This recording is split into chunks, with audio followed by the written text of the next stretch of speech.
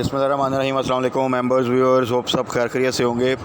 आज वीकेंड की वीडियो में जी डिस्कस करते हैं क्योंकि कुछ इंपॉर्टेंट इंटरनेशनल न्यूज़ हैं और पिछला पूरा वीक जो है वो मार्केट पॉजिटिव रही और पॉजिटिव क्लोजिंग आती रही। तो इस वीक में थोड़ी सी एहतियात की ज़रूरत है, बट अच्छे स्टॉक्स को फोकस करें। कुछ स्टॉक्स हमने डिस्कस किए थे ऑलरेडी, अच्छा वो गेन दे चुके हैं। तो उनमें क्या स्ट्रेटजी होनी चाहिए, IT sector, power sector, oil and gas sector, food, even sugar का जिस तरह के मैंने डिस्कस किया था कि उसको भी थोड़ा सा फोकस करना है। तो उसके कुछ स्टॉक्स को डिस्कस कर लेते हैं कि कौन सा स्टॉक कहाँ पे खड़ा है और हमारी स्ट्रेटजी जो सी है वो क्या होनी चाहिए। और ख़ास तौर पे कल के लिए हमने मार्केट के वाले से थोड़ा सा जो एहतियात करनी है उसको डिस्कस कर लेते हैं।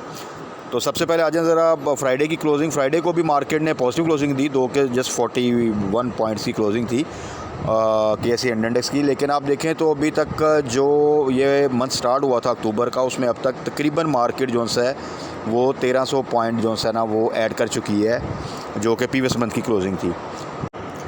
तो ऐसी सिचुएशन में थोड़ी करेक्शन भी एक्सपेक्टेड होती है। एट द सेम टाइम अगर नेशनली इंटरनेशनली कोई न्यूज़ आ जाए जो कि इम्पेक्ट करती हो, तो वो फिर एक आप कह लें कि एक रीज़निंग भी बन जाती है। जिस तरह कि अभी फ़लस्तीन का और इसराइल का जो सा एक कन्फ्लिक्ट जो है वो इस वक्त चल रहा है और सिचुएशन जो सी है वो काफ़ी एग्रेसिव है। अब इसका क्योंकि अभी तो आपका क्लोज था सैटरडे संडे, तो कल से पता चलेगा कि दुनिया की स्टॉक मार्केट्स पे और हमारी स्टॉक मार्केट पे उसका कितना असर आता है। कोई बहुत ज़्यादा डरने की भी ज़रूरत नहीं है, कुछ भी नहीं है, थोड़ी एहतियात की ज़रूरत है और अपने अच्छे स्टॉक्स जो से हैं उन्हीं को फोकस करें इस वीक के लिए, क्योंकि इस वीक में थोड़ी सी वॉलेटिलिटी रह सकती है। और अगर आप किसी भी सिचुएशन में अगर आप इवन अगर मार्केट बुलिश भी है और आप हाई साइड पे बिल्कुल जाके बाय कर लेते हैं तो थोड़ा सा तो वो फिर आप रिस्क पे आ जाते हैं, क्योंकि मैंने बताया था जैसे कि अभी भी मार्केट उस कंडीशन में नहीं है कि जिसमें हम एक्सपेक्ट करें कि वो कंटिन्यूसली होल ईयर में अपना बुल रन मेंटेन करेगी विद करेक्शंस। तो ऐसा सूरत हाल नहीं है। मार्केट में जैसे ही कोई इकनॉमिकली न्यूज़ आती है या पॉलिटिकली कोई सिचुएशन ख़राब होती है तो डेफिनेटली उसका इम्पैक्ट जो है मार्केट में आ जाता है। जैसे कि अभी 49,000 से मार्केट 45,000 पे आई थी। अल्हम्दुलिल्लाह चीज़ें कुछ पीक आउट होकर रुकी, तो मार्केट ने फिर जो है वो एक पॉजिटिव मोमेंटम बनाया है। तो आगे फिर अगेन डिपेंड करता है कि किस तरह की न्यूज़ जो है वो आती हैं। तो उस पूरे सिनेरियो में अपनी स्ट्रेटजी पे फोकस करें, अपने स्टॉक्स पे फोकस करें। अच्छे स्टॉक्स को फोकस करेंगे तो ज़्यादा बेहतर होगा। पेनी स्टॉक में आप देख रहे हैं कि न्यूज़ आती भी हैं, थोड़ी सी मूवमेंट आती है, उसके बाद फिर चीज़ें वहीं पर रुक जाती हैं। लेकिन अच्छे स्टॉक का ये फ़ायदा होता है कि आपको कुछ स्टॉक में तो साथ साथ पे आउट तो एटलीस्ट मिलता ही रहता है। अगर वो प्राइस भी मेंटेन करें जो आपने बाई किया होगा अच्छे रेट पे, तो आपको पे आउट तो आता रहेगा। प्लस वहाँ से जब भी उनमें रैली बनेगी तो आपको गेन ही दे के जाएंगे। फ़र्क सिर्फ ये है कि शायद एक स्टॉक को आपको चंद माह होल्ड करना पड़े, एक स्टॉक को शायद हो सकता है आपको 1 साल होल्ड करना पड़े, लेकिन अल्टीमेटली आपकी इन्वेस्टमेंट जो है वो आपको एक अच्छा रिटर्न दे के जाएगी। और हमारा टारगेट बेसिकली थोड़ा सा लॉन्ग टर्म ही होना चाहिए। हाँ, ट्रेड साथ साथ हम करते रहें, साथ साथ गेन करने की मुख्तलिफ स्ट्रेटजीज़ जो सी हैं वो देखते रहें, लेकिन as a whole stock market को हमेशा लॉन्ग टर्म लेके चलेंगे तो फिर आप एक अच्छे माइंडसेट के साथ, अच्छी पेशेंस के साथ जो है वो इसमें से अर्निंग कर सकेंगे। अदरवाइज़ अगर आप शॉर्ट टर्म के लिए चलेंगे कि मैं जी बस चाहता हूँ कि 3 माह में मुझे इतना आ जाए और उसके बाद मैं पैसा निकाल के निकल जाऊँ, तो वो फिर कभी नहीं निकल सकेंगे, बल्कि वो लॉस में ही घूमते रहेंगे। तो इन चीज़ों का थोड़ा सा ख्याल रखें तो इंशाल्लाह ताला आने वाले दिनों में, महीनों में अच्छा जो है ना वो गेन मिल सकता है। तो अब थोड़ा सा डिस्कस कर लेते हैं कुछ सेक्टर्स को। आईटी सेक्टर में देखें पोटेंशियल है और थोड़ा सा इस वीक में आपने देखा कि उनमें भी आईटी सेक्टर ने अपना एक लो साइड पे स्टॉक्स गए और उनमें थोड़ी सी एक मूवमेंट आई है और अपनी वही एक जो उनकी स्ट्रॉन्ग सपोर्ट होती है, जो एक लेवल होता है जहाँ से हमेशा स्टॉक आके जो है ना वो एक स्ट्रेंथ शो करनी शुरू कर देता है, बाउंस बैक करता है। तो वो तो जब इस तरह की वॉलेटाइल मार्केट में आप कैश अगर अपना सिक्योर रखेंगे तो सोचें कि आपको वो अपॉर्चुनिटी बार बार मिल सकती है। और वो अपॉर्चुनिटी का मतलब है कि आप उसमें से कुछ ना कुछ गेन करके निकलेंगे और वो भी शॉर्ट टर्म में।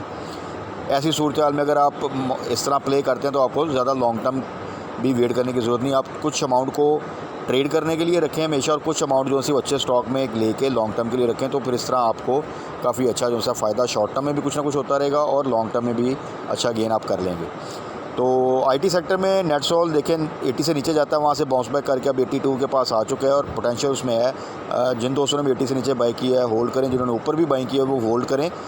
80 से नीचे वो लेवल है जहाँ पे आप एवरेज कर सकते हैं, बाय बैक कर सकते हैं। अगर आपने प्रॉफिट टेकिंग की हुई है या नई एंट्री ले चाहते तो एंट्री ले सकते हैं। तो इस लेवल को हमेशा याद रखें कि ये लेवल जो सा वो एक अच्छा लेवल है जहाँ पे आप एंट्री ले सकते हैं। इस तरह एवीएन 50 से नीचे बेहतरीन प्राइस है। सिस्टम 400 के पास या 400 से नीचे है तो और बेहतर है, वहाँ पे आप बिल्कुल एंट्री ले सकते हैं। यहाँ से आपको हमेशा यहाँ पे एक अच्छा गेन, क्विक गेन जो सा वो मिल जाएगा। टैली भी जो सा 6.5 से नीचे आप बाय करेंगे तो वो इस वक्त अब अपनी 7 की प्राइस को फ़ौरन जो सा ना वो मेंटेन करता है। तो इसके अलावा ऑयल एंड गैस में इस वक्त फ़िलहाल जो सा OGDC अच्छे लेवल्स पे आ रहा है, 95 के करीब आ चुका है फिर। तो 95 से नीचे आप उसको बिल्कुल जो सा वो बाय कर सकते हैं। बाकी अटक रिफाइनरी 2 के बड़ा अच्छा स्टॉक है लेकिन अभी थोड़ा सा हाई साइड पे है। इस रेट पे मैं नॉर्मली मेरी एक स्ट्रेटजी है कि सजेस्ट नहीं करता कि इतने हाई रेट पे जितना मर्जी का स्टॉक हो वो आप ले लें, क्योंकि उसमें रिस्क फैक्टर थोड़ा सा बढ़ जाता है। 2 कि अटक refinery is a very good stock और पोटेंशियल उसमें बिल्कुल है कि यहाँ से वो, जिस तरह मैंने पहले कहा था कि 200 प्लस का हमने टारगेट रखा था और वो माशाल्लाह 250 पे खड़ा है इस वक्त, इससे भी ऊपर। तो वो पोटेंशियल उसमें 300 पे भी जाने का है, लेकिन अगेन वो डिपेंड करता है मार्केट के ऊपर। तो एक स्टॉक में जिसमें आप इस वक्त वो हाई साइड पे है, उसमें ये भी at the same time potential है कि अगर किसी किस्म का डिप आता है तो यहाँ से वो 20-30 रुपये बड़े इजीली कम कर सकता है और वो कोई बड़ी बात नहीं है। तो उस रिस्क को अवॉइड करते हुए बेहतर है कि इस रेट पे थोड़ा सा अवॉइड किया जाए, डिप का जो सा ना वो वेट किया जाए। बाकी अगर आप आ जाएँ पावर सेक्टर में तो हबको इज़ द बेस्ट। आप देख लें एक्स हो चुका है 84 के ऊपर है फिर भी, और वहाँ से भी अब दोबारा आप देखें अब उसने अपना एक रेंज बना ली है 80 से 90 के दरमियान, और इस रेंज में वो 2 दफ़ा पे आउट भी दे चुका है। तो it's a very good stock. और जो हमारा टारगेट था 65 से नीचे, 70 से नीचे, उससे तो अब तक आपको कैपिटल गेन भी मिल चुका और मल्टीपल डिविडेंड भी जो है वो मिल चुके हैं, और वो अगले क्वार्टर्स में भी आपको उसमें कुछ ना कुछ डिविडेंड इंशाअल्लाह मिलता रहेगा। तो आपको तो लॉन्ग टर्म के लिए आप उसको होल्ड करें। शुगर सेक्टर का हम डिस्कस कर रहे थे। लेकिन शुगर सेक्टर में बहुत से स्टॉक्स हैं, ज़्यादातर स्टॉक्स 90% आप कह लें लो वॉल्यूम स्टॉक ही हैं, वॉल्यूम शुगर में नहीं होते। लेकिन उसमें देखें मीरपुर ख़ास शुगर को आप टारगेट कर सकते हैं, थोड़ा देखें उसका लो साइड पे अभी वहाँ पे अगर आप टारगेट करें, थोड़ा सा वेट करें तो उसमें आपको एक अच्छा गेन जो सा मिल सकता है। जोराबाद शुगर मिल अगर आपको 14 के आसपास से नीचे मिलता है तो उसको आप टारगेट कर सकते हैं। सकरंद शुगर मिल डिफ़ॉल्टर काउंटर में है, बट ये अगर आप इसको हिस्टोरिकली देखें तो डिफ़ॉल्टर में चला जाता है फिर वापस आ जाता है, ये सिलसिला चलता रहता है। बहुत सी शुगर मिल के साथ ही होता रहता है। वो भी 9 से नीचे आए तो वहाँ पे आप उसको ले सकते हैं। तो वो छोटा स्टॉक है, 2-3 रुपये की मूवमेंट वो दे जाता है। बाकी शकरगंज मिल्स, उसका भी मैंने आपको बताया था कि उसकी जो रेंज नॉर्मली बनती है हर साल अगर आप देखें तो वो 35 से नीचे बाय करें और 45 से ऊपर सेल कर दें। ये 10 रुपये का आपको एक 10 से 15 रुपये, बल्कि 50 तक जाता है, 10 से 15 रुपये की मूवमेंट आपको दे रहता है। बाकी बड़ी शुगर मिल्स में है तो उसमें फिर आपको पता है वो JDW शुगर मिल आ जाती है, लेकिन वो ऑलरेडी एक अच्छा गेन कर चुकी। लास्ट ईयर वो 200 की रेंज में मूव कर रही थी और फिर उसने बड़ा एक ज़बरदस्त मूवमेंट बनाई। तो वो थोड़ा सा हाई साइड पे हैं, उनको आप जो है ना अभी थोड़ा सा डिप का वेट करें। बाकी फूड सेक्टर में मिचल्स को हम फॉलो कर रहे हैं। कल भी मैंने अपनी वीडियो में डिस्कस किया था, तो मिचल्स अभी भी होल्ड है इंशाल्लाह ताला। उम्मीद है अगर मार्केट को बहुत ज़्यादा डिप ना लिया तो इंशाल्लाह ताला कल भी कैप एक्सपेक्टेड है, और जो टारगेट है हमारा इंशाल्लाह ताला उम्मीद है कि वो शायद इसी रैली में या इस साल में तो इंशाल्लाह ताला उस टारगेट को ज़रूर रीच करेंगे। तो इनिशियल टारगेट 100 था, वो क्रॉस हो चुका है। अब नेक्स्ट टारगेट इंशाल्लाह ताला 120 है। तो लेट्स सी कि इस वीक में भी जो सा उम्मीद तो यही है कि मिचल्स अच्छा परफॉर्म करेगा। हाँ, फॉर द सेफर साइड 95-96 का आप स्टॉप लॉस जो सा है ना वो लगा के रखें तो वो ज़्यादा बेहतर है। इसी तरह फूड सेक्टर में छोटे स्टॉक में प्रीमा बहुत अच्छे रेट पे है, उसको आप बिल्कुल टारगेट कर सकते हैं। यहाँ पर रिस्क बहुत कम है और यहाँ से आपको वो मूवमेंट दे सकता है। पोटेंशियल तो उसमें है कि काफ़ी इसको एटलीस्ट 20 से ऊपर होना चाहिए, बट अभी उस तरफ थोड़ी सी मूवमेंट उसमें नहीं बन पा रही। बट अल्टीमेटली आपको प्रीमा 20 प्लस ही नज़र आएगा, थोड़ा वेट करना पड़ सकता है। तो इन रेट्स पे प्रीमा इज़ वेरी गुड। उसके बाद दूसरे कुछ सेक्टर्स में अगर आ जाएं तो मैंने मिल्लत का बताया था आपको कि वही 110 या 115 से नीचे है तो बिल्कुल टारगेट करें।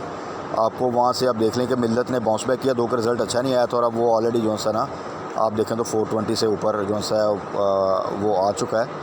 तो मिल्लत अगेन इट्स गुड, 450 से ऊपर जाए तो वहाँ पर आप जो है ना स्टॉप लॉस लगाना शुरू कर दें 440 का, और फिर आप होल्ड करें। तो ये स्ट्रैटेजी जो से हमेशा आपके लिए एक फ़ायदेमंद होगी। पैकेजेस को मैंने मेंशन किया था 345 के आसपास, मैंने ये कहा था 350 से नीचे आप उसको बिल्कुल टारगेट करें, और वो देख लें कि वो बहुत अच्छा स्टॉक था। अगेन वो आप देखें तो 390 के पास जो है तकरीबन आ चुका है। तो पैकेजेस में यही एक जो से कि एक्सपेक्टेशन थी कि जो 400 से ये नीचे आया था तो उसमें पूरा पोटेंशियल है कि दोबारा 400 तक जाने का। सेम जिस तरह सिस्टम जो से आपका 460 से इस वक्त 400 के पास आया हुआ है, उसमें पूरा पोटेंशियल है 460 तक जाने का दोबारा, और इवन 460 500 का भी उसमें पोटेंशियल है, थोड़ा सा वेट करना पड़ सकता है। बाकी दूसरे कुछ आइटम में बाइफो का मैंने कल जिक्र किया था, उसको आप 60 के आसपास बिल्कुल टारगेट कर सकते हैं, लेकिन थोड़ा होल्ड करना पड़ेगा। स्लो आइटम है, साइड आइटम है, टाइम लग सकता है, बट अल्टीमेटली उसमें भी आपको जो है वो एक अच्छा गेन मिलेगा। यहाँ पे रिस्क फैक्टर उसका काफ़ी कम है। तो ये कुछ सेक्टर से इसमें फार्मास्यूटिकल सेक्टर में मैंने कल भी मेंशन किया था फ़िरोज़ को, अभी भी मेंशन कर रहा हूँ कि फ़िरोज़ को 150 से नीचे आप बाय करें।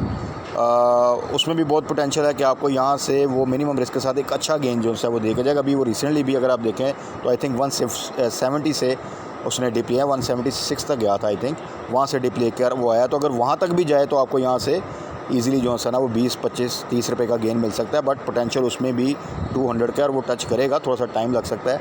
तो ये वो मैं आपको लेवल्स बता रहा हूँ कि जहाँ पर आप बाय करें, और वो लेवल्स जहाँ पर वो बिल्कुल जा सकते हैं, और वो उनके कोई हाईएस्ट टारगेट नहीं है, वो एक उनके नॉर्मल टारगेट्स हैं।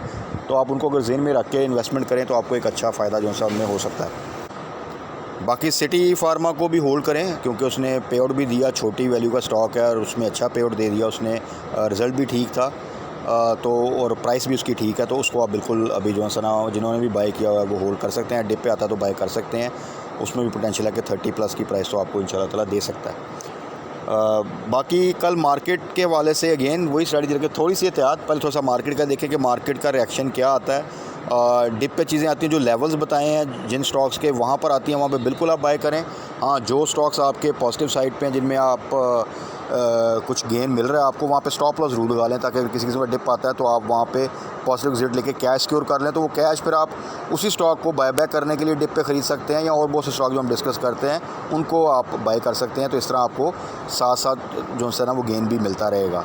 बाकी कल मार्केट क्लोजिंग में फर्दर क्या न्यूज़ आती हैं, मार्केट किस तरह रिएक्ट करती है, उसके अकॉर्डिंगली डिस्कस कर लेंगे, और कौन से स्टॉक्स हैं जिनको हम टारगेट कर सकते हैं जिनमें हमें अच्छा गेन मिल सकता है। तब तक अपना ख्याल रखिएगा, दुआओं में याद रखिएगा। स्टे ब्लेस्ड, अल्लाह हाफ़िज़।